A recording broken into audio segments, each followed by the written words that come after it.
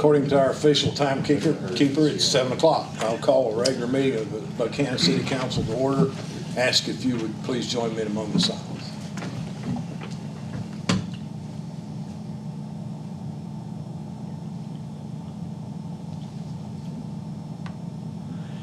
Thank you. Let's respect the flag.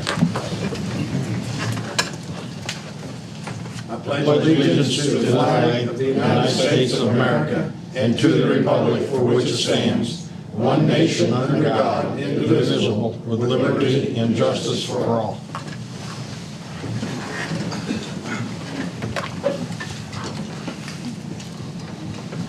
We have a list of people who showed up. Alicia Rappking of Upshur Parish House would like to address us. The floor is yours. Thank you. I have a handout.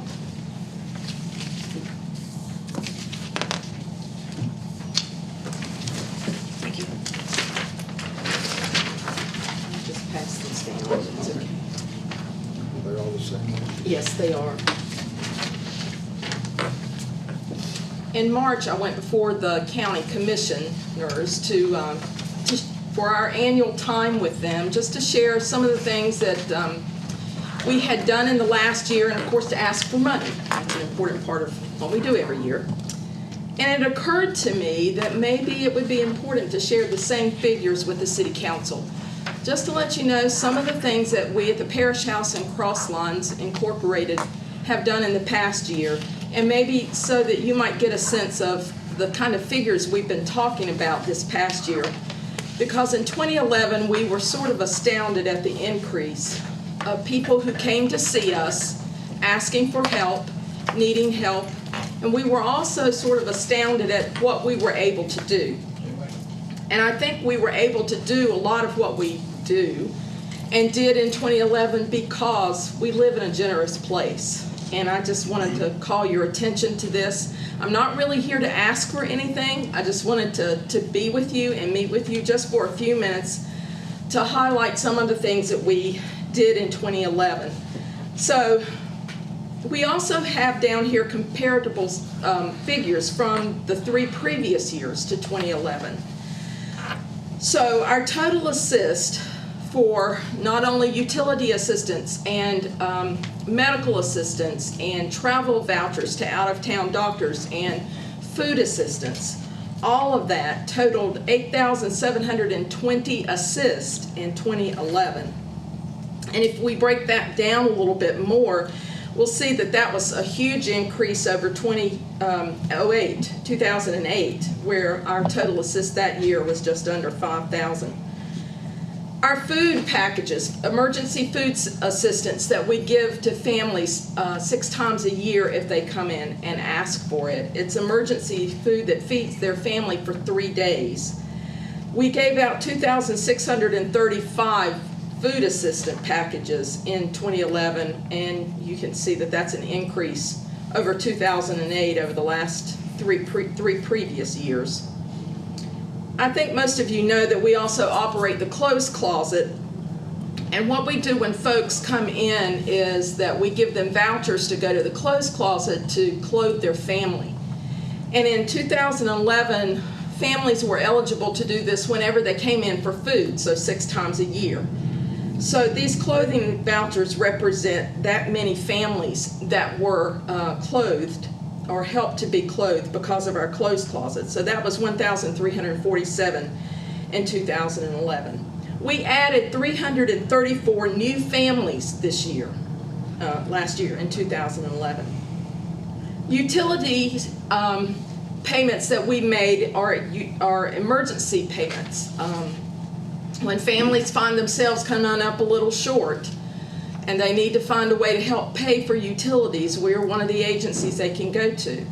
We have very strict guidelines. We can help people every 6 months with one utility bill for $75 to $100. And so last year, 2011, we paid out $67,754,000. That's a lot of money. Lots of folks who came to us for assistance. And you can see that's not quite, but almost doubled what we did in the 3 years previous to that. One thing that we noticed in 2011 was the increase in transient or homeless folks. And the state of West Virginia defines homelessness if a family or a person has not had their name on a lease or mortgage for 90 days. They may be living with grandma, they may be doubling up with a friend, but if they don't have their name on a lease or mortgage for 90 days, they are considered homeless. And so a lot of the help that we gave out in 2011 to homeless folks were families that were evicted suddenly and had nowhere to go. And we would put them up for 3 nights in one of our local motels. And you can see that over 4 years, that has almost doubled as well. We paid out just over $8,000 in 2011 for homeless families and transients. So that was a disturbing figure for us. It indicates that there's a lot of families out there doubling up and making do, and it's scary for us to see that figure. You see, we also help with housing deposits, rental deposits, utility deposits, and that figure we paid out in 2011 was just under $10,000. In addition to all of the great quantities of donations that we get for our food pantry from the citizens of Buckhannon and Upshur County, we also purchase food to be given out through our food pantry, and we spent just under $17,000 in 2011 for food for our pantry. So you can see that our cash payout in 2011 was over $121,000. And we gave out that much because we received that much through donations. That's astounding to me. But then I began to think about the other agencies in town that also help with our citizens. And in 2010, Mountain Cap received $400,000 in stimulus money for rapid rehousing.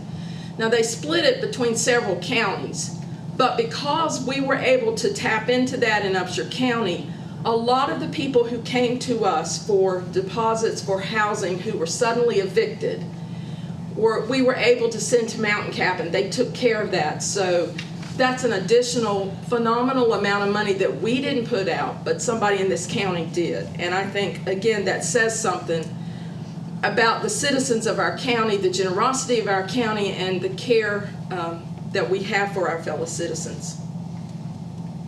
In our database, we have over 5,000 Upshur County families, and I apologize, I didn't break down the figure to see how many of those folks live in Buckhannon, the city limits, but over 5,000 of our families in the county come to us.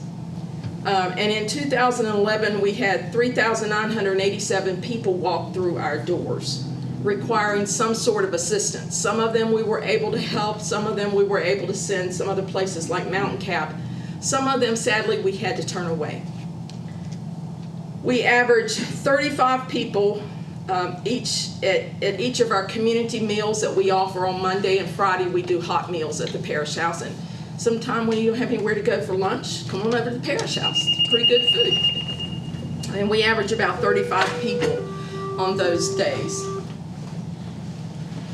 And I also want to mention that the Salvation Army in particular was instrumental in helping us to distribute 1,000 or just under 1,000 holiday meal baskets, including both Thanksgiving and Christmas in 2011.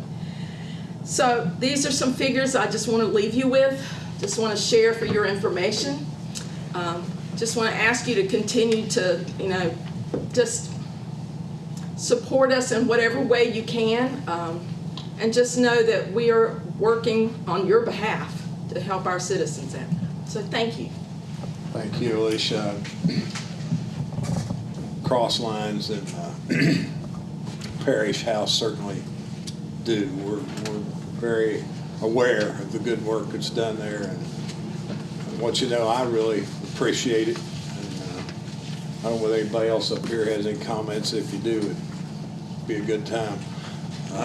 I have a couple comments, Kenny. I appreciate your report, the thoroughness, and I think it would shock people if we had the opportunity of not only the Parish House, but the Salvation Army and Mountain Cap, as far as all the resources all three of those agencies provide for citizens in the city and the county.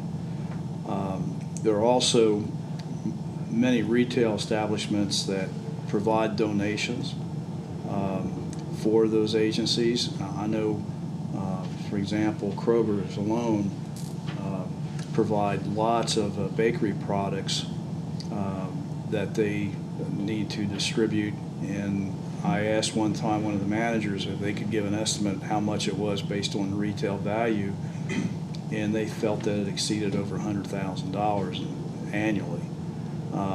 There's other organizations that do that too. I just don't want to mention Kroger's, but Walmart does an awful lot. A lot of different retail establishments do, and we need to thank all of them for doing that.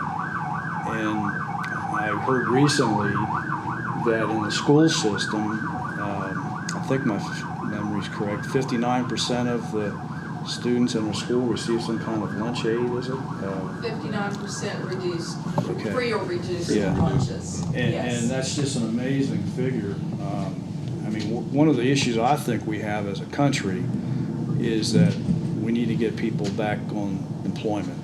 And I mentioned to the mayor today on the way over, natural gas went below $2 per MCF. It's a 10-year low. And here we're one of the states with the highest per capita natural resource base in this country, and we don't have a national energy policy. And I think it's both the Democrats and Republicans that, they can't get their act together and compromise and use common sense. But thank heavens there are organizations like you, Alicia, that provide a safety and a security net for people that need it. But I would just appeal to all citizens in Upshur County that have resources, look at one of those agencies and get involved with it, either financially or donate time or do something. It's really important. I appreciate you saying that, because we can all use all the help we can get. And all of us are here to help our citizens. So I just appreciate the opportunity to come before you tonight and just share what we discovered about last year. And I'll mention one other thing, because I've been saying this wherever I get an opportunity to do this. I'm on the board of Mountain Cap and Salvation Army, and it was a real awakening to me to see what issues we have out there among our small children, and the help that they need, the physical abuse and sometimes sexual abuse. It's just mind-boggling, and I think the social media is a wonderful thing for the whole world, brings us closer together, but there's also a lot of stuff on there that's inappropriate, and I don't know how we deal with that, but it's something that I think as a society at some point in time we need to deal with. I'll get off my soapbox, but thank you again for your report. thank you for your time. Thank you. You saw Councilman Preston hustling out of here. He's a volunteer fireman, and there he goes. So, talk about somebody who needs help. We're trying to help. Department board reports. Michael Doss, City Treasurer. Yeah, I have one major important thing to talk about with you all this evening, and then a couple of just old business updates. The first and most important for my presentation is our street sweeper. As you recall, at the last council meeting, council approved a bid to purchase a 2012 Timco 425 street sweeper from Golden Equipment, Inc. In the amount of $119,829.00. The city of Buckhannon has secured local bank lease purchase financing from Progressive Bank for a 6-year term at 3.6% interest, with five 12-month renewals and no further approvals, and payments to be made monthly. At this time, I'd recommend council entertain a motion to approve the 2012 Timco 425 street sweeper lease purchase in the amount of $119,829.00 for 6 years at 3.6% interest rate, with 5 12-month renewals and no further approval, financing terms with Progressive Bank as the lender, and authorize the mayor and city recorder to sign and or attest all necessary financial documents at closing. So moved. Motion made. Is there a second? Second. And a second. Further discussion. All in favor, signify so by saying aye. Aye. Apologize for the long wording in that, but it has to be stated in the terms. Are you gonna keep the old one, or are you gonna try to sell it? We're not sure right now. We had entertained the possibility of trading, and the folks we were dealing with decided they did not want it for trade. I don't imagine it's worth a lot of money. I saw one similar to it with a few more hours on it, advertised in the municipal magazine for $5,500. That's a retail, and I think we are going to put it out on one of the auction sites and see what happens. But we'll also entertain the thought of actually using the money that we get from the street sweeper, the used one, and using that towards like a leaf back sucker, if you will. That can be put on the back of a trailer or something, so we could potentially use that for that as well. So we get two nice So things. yeah, we're going to try to sell it. Right. Okay. Under old business, the National Guard Armory, just hit on a few little things last week of some possible financing options and kind of zeroed in more on the 12-year bond. Mr. Thomas asked me to look at at a yield for a 20-year bond. I've contacted a couple banks and have not received any feedback. So once I get that feedback, I will inform council. And also, there's other things in the process that have to move along with that particular project. And finally, under parking enforcement, we've actually hired a temporary part-time individual that will be assisting with parking enforcement downtown. Hope to have that individual through most of the summer up until first part of August. Gentleman's name is Ryan Rexroad. Ryan is a criminal justice major senior at West Virginia Wesleyan College. He will be pursuing his master's in business administration in the fall, and he will begin work next week. So that's all I have at this point. Questions for Michael? Matt, please, Chief.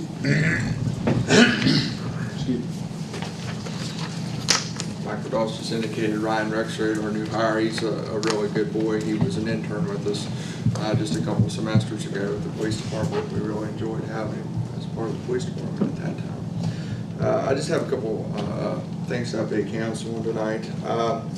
Tomorrow we're going to travel to Charleston. Morgan LaBerth will graduate at the State Police Academy tomorrow, and we anticipate starting him after his couple of days off next week to begin his phase 2 field training, which should last about a month to a month and a half. So he should be on his own sometime in the early part of June. So we're happy to have him back. Darren Hissom, as you recall, we elected to hire him at the last meeting. He begins officially this Sunday on his duty shifts, and so we'll finally be a full staff this weekend with trained officers. The only other thing I have to update council on tonight is you may have heard this already through the news, but we were involved in a raid at the Hot Stuff and Cool Things, along with numerous other state and federal agencies all throughout the day yesterday. It's a good day for law enforcement. It's a good day for the town and our citizens, because many of you may have received as many or more complaints as I did about this place selling the synthetic drugs and a lot of pox on our community. It was becoming. So it was a good day to be involved in an effort such as that. This was a regional effort. Both the store here in Buckhannon and in Clarksburg was shut down by the federal government. So we were involved in the one here. And that's all I have tonight, unless there are questions. Matt, were there undercover people that had worked in this process for a while? Yeah, this was quite an extensive investigation that lasted for several months. Like I said, it was local agencies, state agencies, all the way up through the federal government. It was literally an alphabet soup of federal agencies that were involved in the raid yesterday. So it was quite an extensive investigation. Where does it get prosecuted? The United States Attorney for Northern West Virginia is the prosecuting agent, and the indictments, I believe, were brought forth through Elkins, and I know that they're being processed through Clarksburg as well. Matt, I think I heard on TV that there's some agencies that's going to offer free help. Do you know anything about that? My understanding, the United States Attorney has worked with the United Summit Center and other behavioral health facilities to help with folks that maybe suffer withdrawal symptoms to provide care free of charge. So they have arranged for that in advance. Anyone else? One thing I would add, speaking with Mr. Cordes here, when before the meeting started, just want to remind everybody, and I can do it through the press and through TV here, with the nice weather upon us, there's going to be a lot of folks out riding their bikes. As you ride the bikes on the street, they are allowed to be on the street. However, they are susceptible to the same laws as we must have as we drive our cars. So they have to stop at the stop signs, indicate signals when they turn, and just being courteous of other drivers. And again, likewise, drivers be courteous to the bikes as well. They do have a right to the road as well. Is there any helmet requirement for bicycle riders? There's a helmet requirement for age 14 and under. So just an age requirement. Anything else? Thank you, Mackie. Sam Ludlow, City Engineer.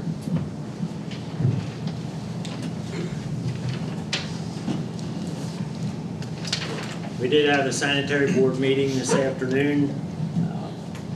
Probably the biggest matter of discussion is we have received a draft NPDS permit. It was the public report was published in the Record-Delta on Friday, so it is public information. There is a 30-day comment period.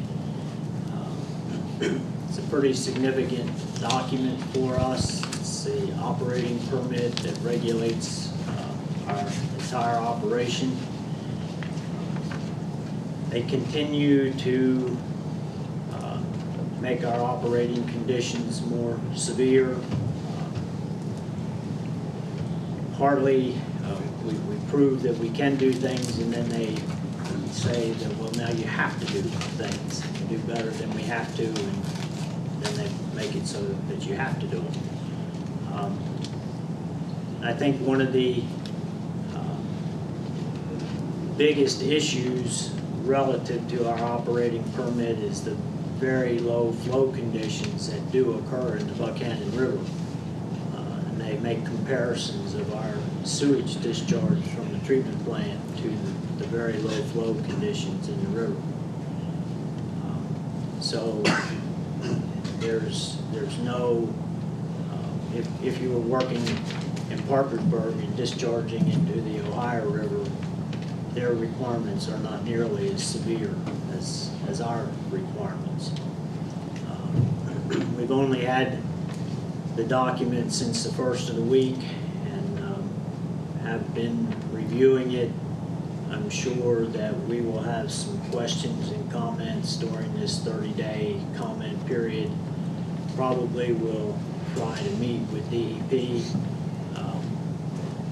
We are always enthusiastic about high levels of performance, and so we seek the opportunity to do better. But some of the things that they've required are pretty difficult, and from our point of view, do not necessarily mean that we're producing a better product and doing better service for the people in the community. We also talked about the Ritchie Street Storm Sewer Project. We're probably more than 2/3, maybe 3/4 done. We moved pretty rapidly between the alley between Buckhannon and Fayette up to Fayette Street. Now we're in Fayette Street. That's where we compete for space with the other utilities. There's water line and gas line and sanitary sewer, and pretty difficult construction work when you can't operate your excavator without lifting the boom more than 5 or 6 feet, or you're into the electric wires or telephone or TV cable, and you just have to be extraordinarily careful. And you have to be careful relative to the community. There's a lot of children in that area, so there's a lot more time devoted to protecting the site. But the job is going well. It goes slow because of those conditions, and We also make a lot of effort to make sure that we find as much as we can any sources of stormwater. The old storm sewer, the old sanitary sewer that's been used as drainage for 25 years, 30 years, just miscellaneous pipelines that we find in the ground, individual residence drains, where we try to connect them all to the new storm sewer. We had the opportunity, we encountered the old storm sewer pretty regularly, and we had an opportunity to intercept it. We regularly break it, plug the downstream side and hook the upstream side into the new sewer to maintain its function, but observations of the old sewer is it's about to collapse. So this project is very timely.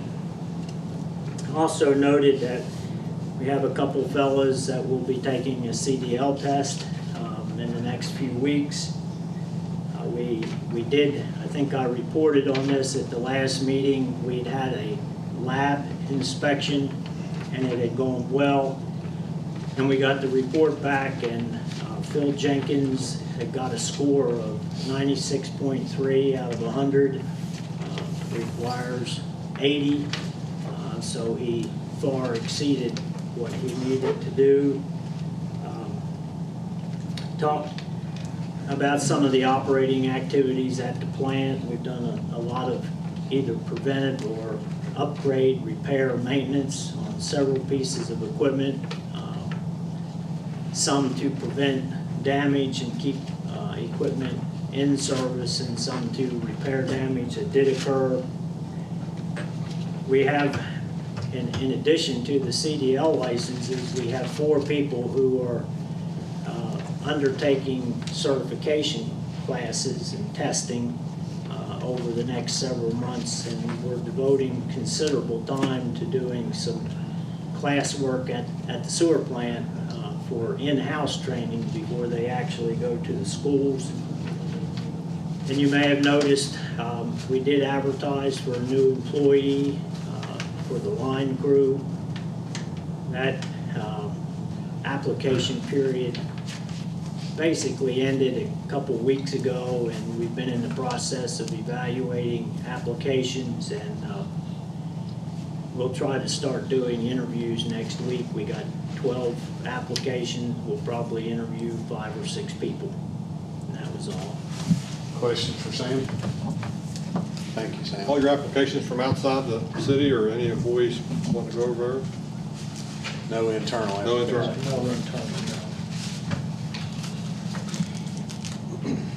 Tom and Kelly show. Who's up? Tom. Water Department.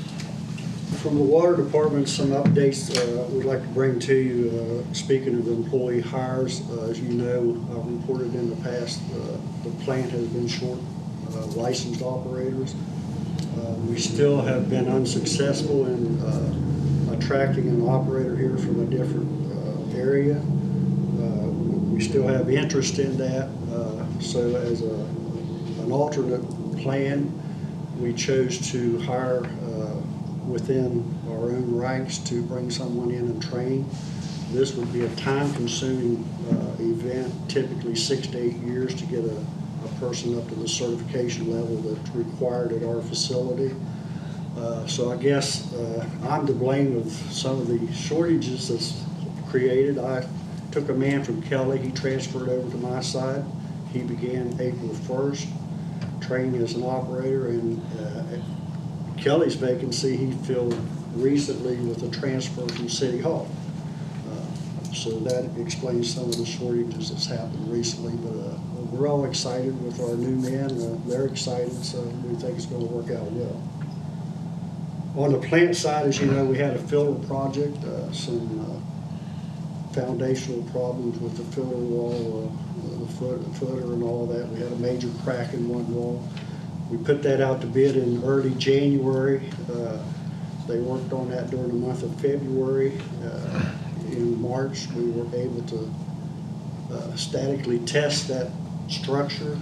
It retained the water as we had hoped it would, so we put it back in service on the 2nd of April. Our city engineer released that contract. He gave a letter of final completion on March 28th. So that project is behind us. We did get a warranty whenever we issued that contract. They have 1 year from the letter of completion to come back 30 days prior to the end of that year. The city engineer, myself, and the contractor will reevaluate the repair work. If there's any problems, they are under contract to make corrections at that time. On Kelly's side, I'd like to inform everyone and the public that starting Monday, the 23rd, will be our spring hydrant flushing, so be aware that the crews will be out and about flushing hydrants for the city. You may get some discolored water, but that's just the reason we do that, to clean the lines out. Annually, at the plant, I'm required to issue a consumer confidence report. That has been done. It will be printed in the paper locally for the Buckhannon residents probably next month. I'm required to have that done by 1 July. Public service districts have to do theirs in April. I got their reports to them in time, so consumer confidence report basically lets the consumer know everything that was tested and detected in their drinking water. They have a right to know that. There were many, many more tests that were conducted, but if they were non-detects, I am not required to print that. So the report that comes out only lists those that are detected. That has been done. Kelly has been installing some valving on the East Main Street side of City Hall here in anticipation of the sidewalk project that's going to be taking place. I guess we're going to redo the sidewalks, and we're going to be moving meter barrels out of the existing sidewalks back into the lawns. So he's installing some valving so he can isolate the section that he will be in and still supply water from a different direction for the residents in whatever area they're in. He and I have been preparing our budgets. We'll be meeting with Michael probably next week to prepare a budget for the water board proposal. And then once the water board approves that, we'll bring that to council for your approval.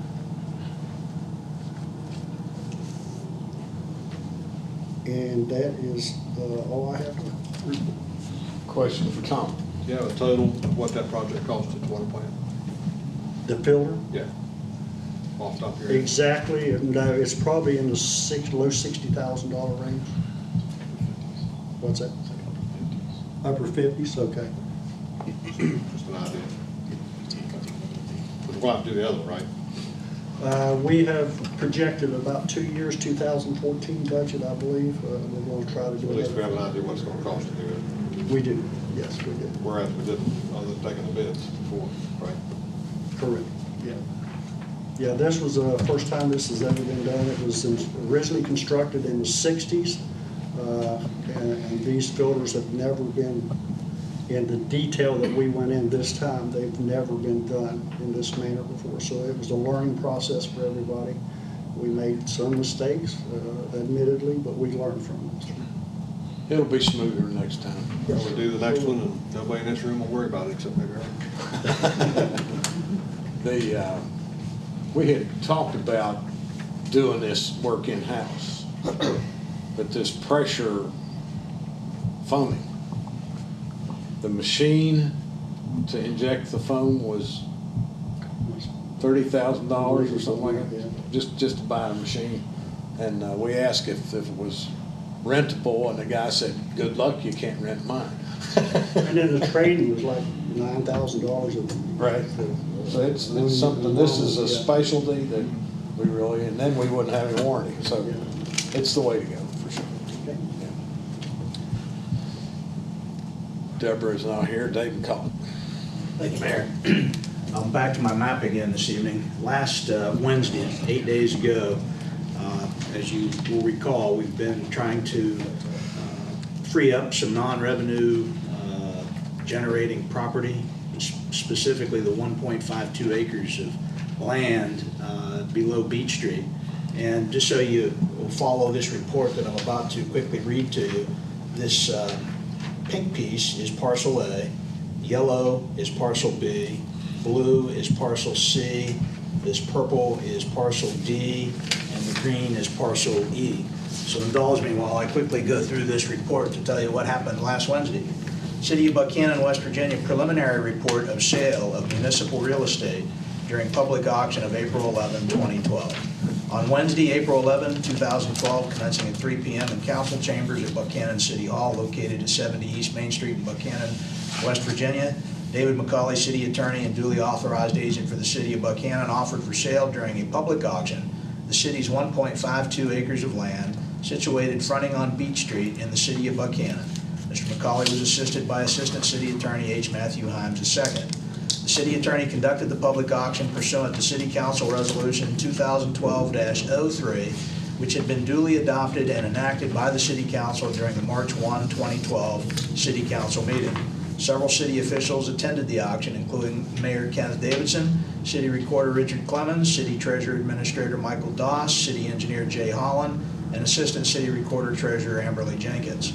Prior to the public auction, the same was advertised as required pursuant to the statutory provisions of Chapter 8, Article 12, Section 18B of the West Virginia Code as amended. More specifically, the city's public auction of real estate was advertised in the Buckhannon Record Delta newspapers editions on consecutive Wednesdays, March 21, March 28, April 4, and April 11, 2012. Furthermore, and while not required by law, the notice of public auction was posted in the front foyer of Buckhannon City Hall in advance of the auction. 3 prospective bidders attended the public auction, being 1, Sammy J. and Roberta L. Eubank, 2, Terrence A. Brandt, and 3, E.M. Poach, Jr. The city attorney offered the subject real estate for sale during the public auction pursuant to the 4 models that were described and appeared within both the authorizing resolution and legal advertisement. The terms of sale respecting the real estate were read by the city attorney, and all auction attendees had the opportunity to ask questions concerning the property and the terms of sale. Maps delineating the real estate were displayed at the front of council chambers and made available for inspection to all interested parties. The first model of sale involved offering the subject real estate as 5 separate parcels identified as parcels A, B, C, D, and E. There were no bids respecting parcels A, B, C, or E. Sammy J. Eubank bid $5,400 for parcel D. The second model of sale involved offering the subject real estate as parcel A, but parcels B and C together and parcels D and E together. There were no bids respecting this second model. The third model of sale involved offering the subject real estate as parcel A, but parcels B, C, D, and E together. There were no bids respecting this third model. The fourth model of sale involved offering the subject real estate as parcels A, B, C, D, and E together, that is the entire 1.52 acres. There were no bids respecting this fourth model. Mr. McCauley then announced the continuation of the auction pending further action by the Buckhannon City Council, and the April 11, 2012 proceedings were concluded. Sammy J. Eubank subsequently deposited by check with the city treasurer the sum of $540 pursuant to the terms of auction respecting parcel D to protect his high bid. The bid of Sammy J. Eubank is now subject to the formal acceptance or rejection by the City Council. If the Council determines to accept the Eubank bid, then pursuant to Chapter 8, Article 11, Section 3, Paragraph 6 of the West Virginia Code as amended, the action of governing body shall be by ordinance when providing for the sale of property belonging to the municipality. It is recommended that the City Council promptly accept or reject the Eubank bid, as in the event of acceptance of the bid, the City Attorney will need to promptly prepare the confirmatory ordinance for the Council's consideration to formally approve and confirm the sale of parcel D only. If the Council rejects the bid, the deposited amount should be promptly returned to Mr. Eubank. Furthermore, if the Council rejects the bid, the property could be re-auctioned pursuant to such different terms of public sale as the Council may determine to establish. The question of bid acceptance or rejection may be discussed by the Council in executive session. However, any decision to accept or reject the bid in question must be resolved in open session. In any event, it is highly recommended that the city maintain its liability insurance upon all of the subject real estate until both real estate closing and property surrender have occurred, in the event that the U-Bank bid is accepted, or in the alternative, and if the bid is rejected, until such time as the property is re-auctioned with acceptable bids and real estate closings and property surrenders have occurred. So, Mayor, it's my recommendation that the council strategize and discuss whether to accept or reject the bid in executive session, and then you would certainly want to come out of executive session if you believe a decision will be coming tonight. But that's my best recommendation relative to that matter. I have some other things to go over with you if Do so. you want to go ahead and proceed with that. Several updates, and Michael and I, we flipped the coin as to who would present this to you, but the ETS contract, which has to do with the opportunity for our customers, our utility customers, to make their online payments. Following the last council meeting, I took a very thorough look at a very voluminous proposal by ETS. I think this thing's probably 35, 40 pages long. And I spent a number of hours poring over it, and I indicated to Mr. Doss and Mrs. Jenkins at the outset that it was probably unlikely that even if we did have objections, exceptions to the contract, ETS is probably going to tell us, well, let's pretty much take it or leave it. I found 13 areas of concern, some very nominal, some what I thought would be more significant to our city operations. I shared that with the powers that be here at City Hall. That was forwarded on to the ETS folks, and they responded by saying, we represent thousands of municipalities and take it or leave it. So now actually they did make some concessions. There was one account that was supposed to be established, a demand deposit account pursuant to the agreement. They agreed as a result of receiving my comments that they would dispense with that requirement. There were several other areas that they provided reassurance and clarification that some of the issues that I had identified, that their track record, their history with these, again, thousands of governmental entities that they deal with across the country should not pose any undue concern for us. So it was my recommendation, based upon their very cordial replies to my concerns, that we proceed with the execution of the contract. And I believe that has occurred.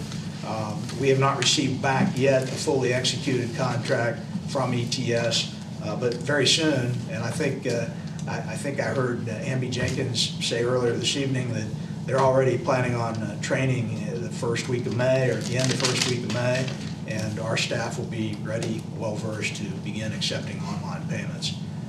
Mr. Doss, do you have anything else you want to add to that? But in that they have been executed and we're waiting back. As council had authorized that, subject to Days review. That is correct. That is correct. And we did get some, not only explanations, but a couple of concessions that made our operation a little more streamlined. The cemetery mowing contract was prepared, and I think last year it was prepared in April, and we got it back in August. This year we prepared it in April, and it's been executed in April, so we're really good to go with our cemetery mower. The progressive deeds have been finished. They have not yet been executed. I need to schedule that with Mrs. Tenney at Progressive Bank after she's had an opportunity, or their counsel has had an opportunity to review those deeds. I spoke with Burl Smith earlier this morning, and I thought I'd have his plat work and descriptions of survey back relative to the First Community Bank property swap. That's not quite complete yet. He said I should have this in the early part of May, so perhaps as early as the next council meeting, I'll be able to provide you with further update concerning the long-awaited First Community Bank property swap. Channel 15, I see you have it on your consent agenda. I was provided with a copy of the letter that was sent to City Hall. I've had a couple of people remark to me, because they think I'm some cable guru or something, gee, you can keep channel 15 for us, right? And I want to reiterate, As a result of the 1984 Telecommunications Act and the various amendments thereto, municipalities have virtually no control over programming. We have a mechanism with our TV cable board that we have utilized in the past to provide input and recommendations to the TV cable folks, but that is not mandatory that they follow those. If the council wants to direct the TV cable board to convene and have this taken up, and more thorough explanation from the folks at Suddenlink as to why they're eliminating this service, that's certainly something that can be done. But worst case scenario for the city, we have no means to compel them to keep it or do any of that sort of thing. It's the same thing with rates. We are at the complete mercy of cable companies. We cannot dictate what rates are either as a result of that federal legislation. So we do have a mechanism to make suggestions, but that's as far as it goes. Just a couple of other quick things. Councilman Queen has provided some thoughts relative to city employees' use of vehicles concerning the employee handbook. I will be collaborating. We've not come up with some language that will address that concern yet, but I think Mr. Doss and I in the next 2 weeks will be getting together and coming up with some language that we think will address that concern. As I've gone through the employee handbook, overwhelmingly it's an excellent job that Mr. Doss has done. There are some minor areas like distinguishing our civil service employees from most of our employees who are at-will employees, but overall it's a very good effort, and I think you'll be pleased with the final version. Noise ordinance, Mr. Doss about 2 weeks ago provided me with the new ordinance that was adopted by the city of Charleston. We've relied upon certain things in the past from the city of Charleston. It's a pretty good starting template. I was a little disappointed that there is no reference to the decibel levels on some of the activities that are regulated by Charleston under the federal guidelines. So I think one of the first things that jumped out to me is that there needs to be some integration of these federal guidelines that you've heard Mr. Clemens talk about in the past, but I think probably 60–70% of my work as we steal from Charleston will be done. And that's okay, because others have stolen from us in the past, and there's no point in reinventing the wheel every time we consider a new ordinance. So that's coming up here in the next couple of meetings sometime. What else? The progressive deeds, I already told you about that. I think that's it, unless you have questions for me. It's been a busy couple of weeks. Questions for Dave? I have a couple, David. In regard to the Beach Street property, if we go into executive session, there's 3 people not here. I had to recuse myself because of some conflict of interest. So there would only be 3 people that would really be voting on accepting or rejecting. Would it be better for us to postpone that discussion next council meeting? May I ask you, since you did not end up participating in the sale, would you be comfortable, since there is now not a conflict, in reinstating your opportunity to be involved with the process? Well, the only issue I have is I'll just be straightforward. I wasn't looking at the property for my own personal use, but I'm on the board of directors of an organization that might have an interest in it. But the regulations that we have to comply with made it such that we couldn't make a bid. But we still would have an interest in that piece of property at some point in time if we have a timeline that would comply with the regulations that we're required to observe. So I don't know how to answer that, I guess, David. I mean, if there's a potential for conflict or an appearance of prospective impropriety, you should err on the side of excusing yourself from participation. That's the best counsel I can give to you and to the city council. We then need to lay this over for a meeting, but Scott may get back. If he makes it back, you'll have 4 and you can proceed. If Okay. not, then So 2 more weeks Yeah. probably. Yeah. The other question I have, do you have an update on the Tucker Ritchie Street? Is that on the agenda tonight, or can you say anything else on that? I'll defer to the mayor, but I'll be happy to fill in any further voids. The latest on that, and I emailed council on it, and Dave, I think we spoke a little bit, and I think there's not much change. The last Thursday, earlier in the week, Cracker Tenney called me and asked me to meet him at the county commission meeting on Thursday morning, and I did. In fact, Rich Clemens went with me.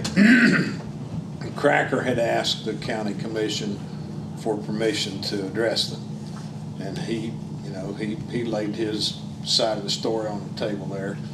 And to make a long story short, he agreed at that commission meeting to get himself certified for asbestos removal as soon as possible and proceed with the building.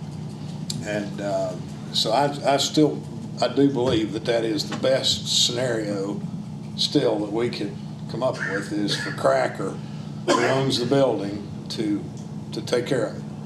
And he's promised to do that. Now, if he you can't just go to class. You have to find a starting date. Jay Holland had given me some information about classes which are available, and the first available class is the 1st of May. And Cracker said he would go. So I think as long as he keeps holding to his word, even though we've had some hiccups along the way. I told the county commission up there, I says, it's like trying to take a piece of candy away from a baby octopus. You just can't get it done. And we've been doing this for 3 years, and every time we think we have a solution, another tentacle reaches out and grabs that piece of candy back. And but I think we are at a point where we have the property owner, we have his word that he will proceed with this, that he will get himself certified for asbestos removal, and he had a license before.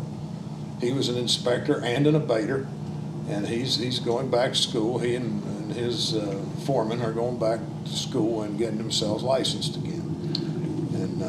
And I think that's the best thing. Kenny, after the removal of the asbestos, what is the process then to have the building demolished and moved? Well, the Cracker has said he would go ahead with demolition. Now, what goes between him and the previous owner who holds a deed of trust against the building. Cracker said that there was something in a deed of trust said he could not demolish the building before it was paid for, and it's not been paid for. But Dave, and I say that to you and everybody on this room, that's not our concern. That's not our issue at all. We're just sticking our nose into private business if we try to intercede into that. That's between Cracker Tenney and the previous owner. If he removes the asbestos and the previous owner won't let him tear the building down, I guess we could proceed with the previous order that we entered 18 months, 2 years ago.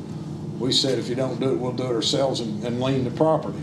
Not only that, Mayor, but I think that would also avail the city of some opportunity if the previous owner, who is now the lien holder, is taking a position in defiance of the city's order. At that juncture, there may be opportunity to involve that person. Yeah. I'm not soliciting I involvement of think anybody else, but we're speculating, and we speculated enough, and we get caught embarrassed by the fact that we thought we had a solution and then it didn't work out. I'm not going to make any commitments anymore. I've had my fingers bitten too many times. The Cracker said that he will proceed with this, and as long as he continues to move in that direction, I think we ought to just let that happen. I might add, I think you said this, but we're not talking about months. I think his class that he's looking is in May, is that correct? 1st of May, and it's a week long. Takes him a week to go to class and get his license, and then he ought to be able to proceed. And by June 1st, that building should be on the ground. You want to say that, fine. No, I'm saying, it's in class for a week, it baits the asbestos, it don't take all day to tear the building Right. down. So by June 1st, it should be on the It ground. could happen by then, but I've made promises before I couldn't keep them, so I'm not gonna make any promises. The issue that I'm troubled with, I appreciate your explanation, Kenny, and David, maybe you can help me here.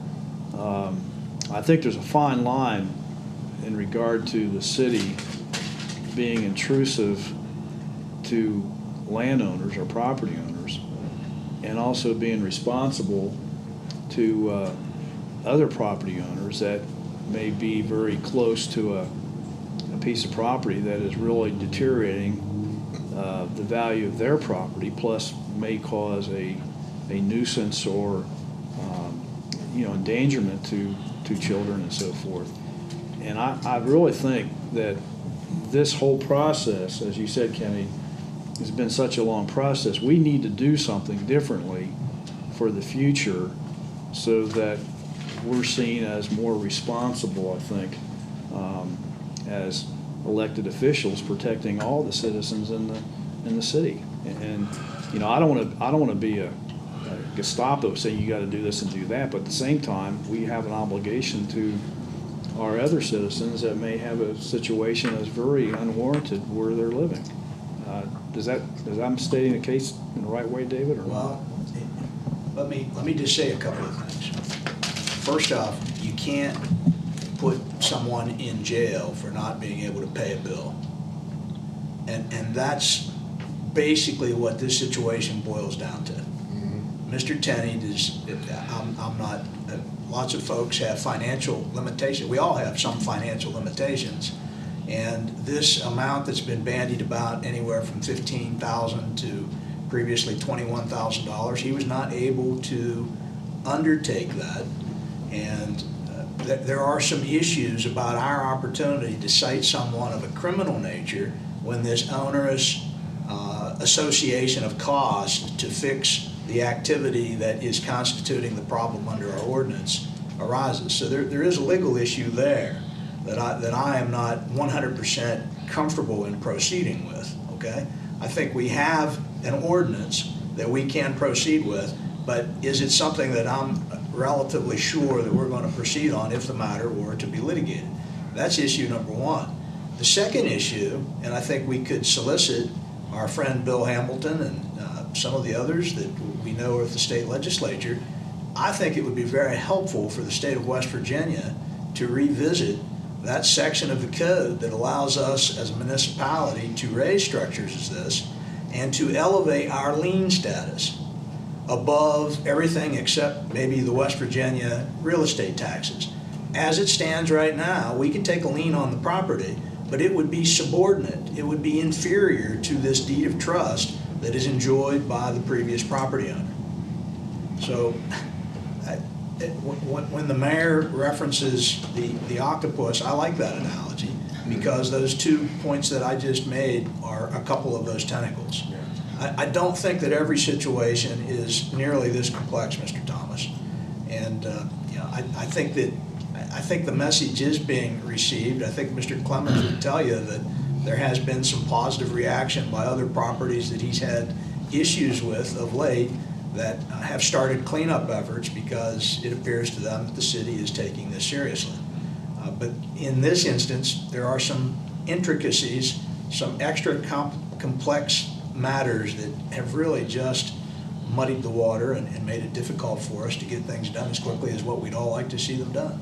Well, I'm glad you gave the explanation because I think the citizens deserve to know, in more detail what has been going on. And I agree with you 100% that we ought to talk to Mr. Hamilton. And, we're not the only city that faces this kind of complexity. Absolutely not. Ask the folks up in Clarksburg. They could write a book on what we're dealing with. Yeah. Absolutely. And the Housing Enforcement Board has also talked about eventually having maybe an ordinance that would provide the city some revenues for those absentee landlords or property owners that haven't oftentimes let their property deteriorate because they don't live in the city anymore. Mr. Clemens and I have been discussing language that would go in that ordinance. It's still a little premature for us to come back to council with that, but here in the relatively near future, there's been a lot on our table here lately, as there typically is, but that's certainly one thing that we've been moving to the front burner, and I think you'll see something coming that Mr. Clemens and I will both feel comfortable with here relatively soon. Thank you for your clarification. You're very welcome. Any other questions from Mr. McCauley? Brings us to our correspondence. We have the letter of request from Alicia, and she has spoken with us. You have your notice from Michael Kellerman, removal TV guide. David spoke to that. Becky Poe was in today with her replacement. She's retiring from Country Roads Transit. Laura Ward is taking her job. I met with them and had a nice conversation. Laura seems to be a nice, energetic young lady who will take very seriously the role that Becky was doing. And I think it'll go along very, very good. You have you all signed the proclamations for the honorary fire marshals and youth ambassadors. And David spoke to the cemetery mowing contract, which is now fully executed. Brings us to our consent agenda, which is the regular meeting minutes of April 5th, special meeting on April 17th to lay the levy, building and wiring permits, approval of payment of the bills, and officially approving the cancellation of our regular meeting of May 17th and establishing a special meeting on May the 24th. A motion to approve the consent agenda. So moved. Is there a second? Second. Motion made and seconded. All in favor signify so by saying aye. Aye. Opposed, no. We have a recommendation for the removal of parking on Lemon Street. Has anyone had an opportunity to go in there and take a look at that? Been up there a couple of times. Both times I was there was no parking on the street at the time. Both those houses do have off-street parking. I'm puzzled as to where this request came from. I can't imagine there being that much traffic that there's. I think that we had a complaint. Wish Jerry was here. We had a complaint from from one of the residents, but we also had a complaint from the garbage truck. If they're coming up behind there, they can't turn the corner because there's a fellow who likes to park a pickup truck on the street right up at the end of Lemon. And It's up on the upper end. yeah, and there would be no way for a fire truck to turn that corner, or a garbage truck they can't get around, an ambulance couldn't get around, and that was the reason for the complaint. If you didn't observe, we had a photo of that situation where showed a pickup truck parked up there right in the end of the street, and could see where it would be a problem. If you're comfortable with taking parking off of Lemon Street, I'll entertain a motion. If you're not, we'll lay it over for another meeting and everybody get a chance to get up there I think the and see that. I think the consolidated board unanimously agreed that we should take it to the council. Yeah, they recommended it to the council. The consolidated board took a look at all the But photographs and that sort of thing and recommends this to the council, but you know, the complaints are going to come here, and I don't think it hurts to table till the meeting in May. Is there not room to just bring the parking off those corners and let them park in between the two houses? And not take it clear off the street? That's I looked at that. it's a fairly narrow street. If you got, But we've got other narrow streets that we park on one side of here, and that's what I was trying to think of this evening.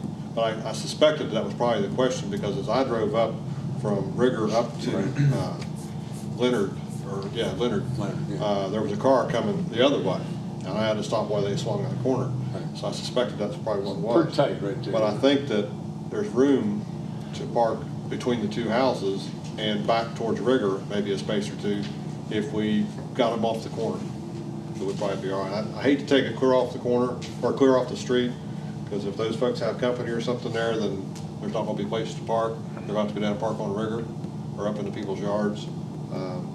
I, for one, did not go up there and talk to the residents at those two houses. I don't know whether anybody else did. I'd like an opportunity to do that before we make that decision. And maybe they wouldn't mind having no parking up there, I don't know. But I'd like to talk to them first. I kind of agree about tabling it for now. Motion to table for another meeting So until the moved. first meeting in May. So moved. Second. And second. All in favor, say aye. Aye. Opposed, no. Ayes have it, we'll table that.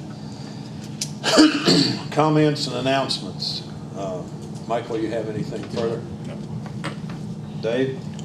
I would just say two things. I may have been somewhat remiss in regard to when Alicia made the comments about the parish house, which I think she did an excellent job, but I singled out two businesses, and there are many, many businesses that help out with the parish house and Salvation Army and Mountain Cap, and there are also many organizations, like the Moose and Lions Club. You can just go on and name, and the problem you have when you name them, you're going to forget somebody. So I apologize for just singling out two, but I know they're very substantial. I also would remind people, don't say who to vote for, but remember we have an election coming up, both for the county and the city. And I think early voting is before we have a council meeting again. So I would just ask people to go out and vote in both elections if they're registered, and vote for the person that you'd like to see in the position. And if you have questions, call up the person. We're a small community, and we're all in the phone book. And if you got issues, call us up and ask us questions. And if you like what you hear, you may get a vote. And if you don't, then don't vote for the person. Thank you, Dave. Pam? I was wondering, is there any way we can do any kind of a temporary ordinance? Every year at Strawberry Festival time, you gotta worry about people with snakes downtown walking around. You also have to worry about people with dogs, and I just feel that if somebody gets bit, we're gonna be liable for people walking through the crowds with an animal. Mr. Berry, I think it's ordinance 300 that has to do with the regulation and care of all animals, domestic and otherwise. So we may already have some provisions in there that we could hang our hat on before we started the process. And it's obviously something that you wouldn't be able to affect for this year's Strawberry Festival anyway. But why don't we look at that ordinance to see if there's not some provisions in there that might be of avail? I know that's a problem every year. What's the title of that ordinance? You sure about that number, or is that? I'm pretty sure it's 300. Okay. Animal Care and Control Ordinance, I believe. We have leash laws. Yeah, we've got all Well, kinds they're of on the things. beaches, but you gotta, you can get bit. But I don't think the city would be. We actually have an Animal Care and Control Board or Commission, and that group hasn't met in a good long while. But anyway, there's some stuff out there. Let me size it up. Okay. Another thing, I know we've had some letters sent out to property owners, and I know recently a person who received the letter has passed away. What do we do with that situation now? You're talking about the Plumley property? Yes. I assume that the matter is now going to be handled by her personal representative, and there's a new entity now as opposed to a person who will be responsible for that. So I assume Mr. Clemens will be in touch with them, and that they'll be very receptive to our overtures to effect the cleanup. And one other- Let I me. can add to that. Kenny, you go ahead and add to that. Theodora's daughter has contacted City Hall and asked about the possibility of getting a dumpster. They're giving it to her tomorrow, aren't they? I think it'll take, There's a dumpster in the driveway right now. yeah, thank you. So it's moving. Okay, I didn't know that. And one other thing, are we gonna try to do anything as far as panhandling? We discussed that a while back about maybe doing certain times, Well, certain I days. understood that our previous effort had pretty much abated the problem. I gave you a memo and explained the intricacies and the relative inabilities to do things unless it's a traffic problem or unless it's close to a bank or something of that sort. So I haven't been working on anything for two reasons. I didn't think that the problem was persisting, number one, and number two, we're very limited in what we could do. And I don't think that the problems have been manifested in those areas where we in fact could beef up the regulation against panhandling. Now, do we have an ordinance where you can't walk around with a bottle of beer? I'm going to defer to the police chief on that. I mean, don't I witnessed believe that we 2 do. weeks ago. We do not. There's state code that says you cannot have an open container of alcohol, but there's nothing, state code, city ordinance or otherwise, that covers beer. So you We've can't- discussed open container law a number of times over the years, and it just hasn't gone anywhere. We as a police department would advocate for having one here in the city. You say you would advocate? We would, yes, sir. And Morgantown is obviously a place that has such a limitation. And that's something we need to work toward. That could be done by an amendment to an ordinance, I'm sure. Just include that as an offense somewhere. Yeah, it would amend something, but we would still have to do it by ordinance. Yeah, I understand. That's all. Okay. Skeeter? Amber, you have anything to observe? I want to talk to people about littering. I'm a frequent visitor to Walk Trail in the evenings, and I don't get around there quite as well as I normally do for reasons that some of you are aware of. But somebody is leaving bags of garbage. They've been to Wendy's and they dump everything right in the parking lot.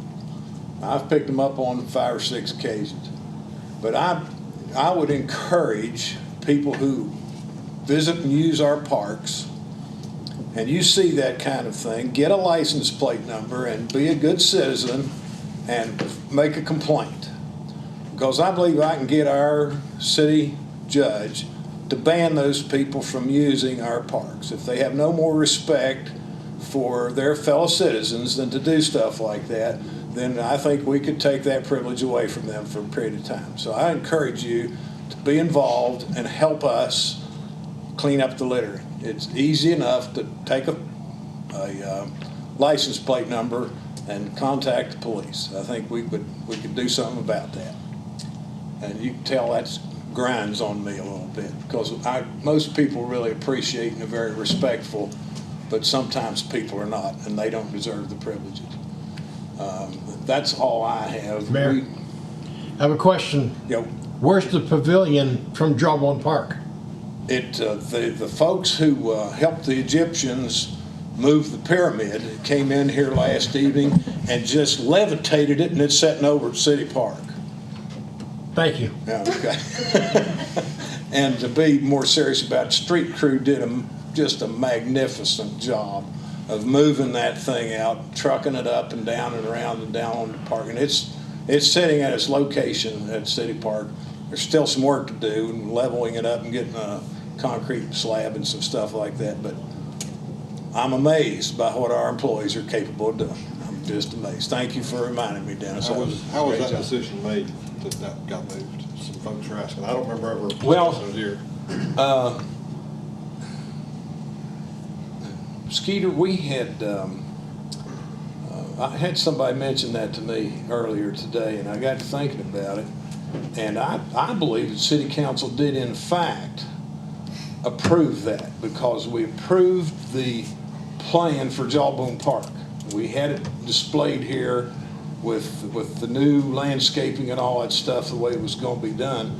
And that pavilion was gone from there. And we talked about it many times here at City Council, and Jerry reported that he planned to move it over to the City Park on numerous occasions, but the City Council did approve that plan for Jawbone Park, which would have that pavilion gone. Now, I suppose we could have cut it up there and burned it, or we could have sawed it up and hauled it off someplace and disposed of it. I think it was a whole lot better use of it to take it over to City Park where it can be used.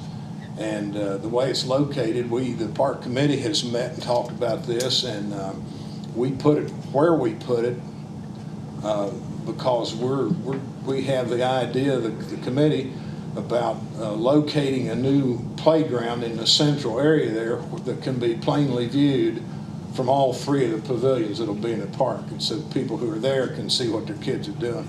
And I think if you go down there and take a look, you'll agree that it's a good location for that pavilion. It was talked about in consolidated board several times too. Yeah. And I think Jerry made some reports to the council regarding that. Right. That's my recollection. Yeah, I think that the council approved that. They certainly we voted to approve that plan, which would remove the pavilion. So where it was removed to is like. I'm not sure if that was the part that was discussed, was where it's actually going to go. I don't remember that part. You don't remember that being discussed here? Not where we were going to move it to. Not where we were going to take it? No. I recall City Park, but not where, at the City Park, just City But Park. to take it to the City Park, we discussed early on taking it over into North Buckhannon. But You must have missed that. time and time again, we've discussed either at one of the boards or here at City Council that pavilion, does that answer your question, or you have further concern about it? Pam? I don't No, remember. I don't remember the discussion, so. Okay. Okay, then we're going to go, going to entertain a motion, we enter into executive session for 698-4 for property matters and So moved. police personnel. So move. All in favor say aye. Aye. Opposed, no. Ayes have it. We can have our discussion, but we certainly will not be able to come out and vote unless Scott comes back. That's what I was gonna ask you.